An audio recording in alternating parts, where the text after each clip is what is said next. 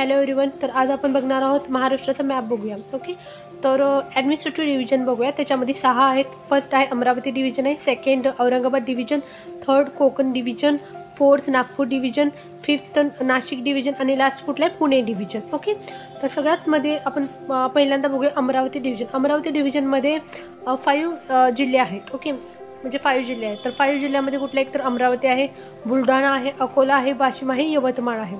Next बघूया आपण Aurangabad division. Aurangabad डिव्हिजनमध्ये आता रिनेम झालेला आहे, त्यांना छत्रपती संभाजीनगर म्हणतात.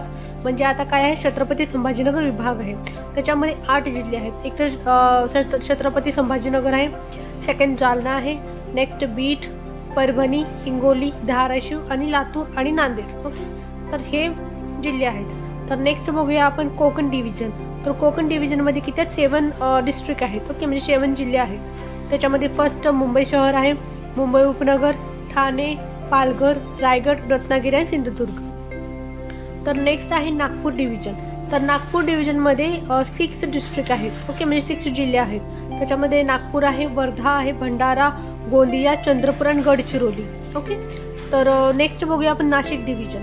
तर नाशिक डिव्हिजनमध्ये जिल्हे किती आहेत, 5 जिल्हे आहेत. फर्स्ट कुठे आहे, नाशिक आहे, अहमदनगर आहे, धुळे आहे, नंदुरबार आहे आणि जळगाव आहे. ओके, तर नेक्स्ट बघूया आपण लास्ट आहे पुणे डिव्हिजन. तर पुणे डिव्हिजनमध्ये किती जिल्हे आहेत, 5 आहेत. तर फर्स्ट कुठला आहे, पुणे आहे, नेक्स्ट सातारा, सांगली, कोल्हापूर आणि सोलापूर.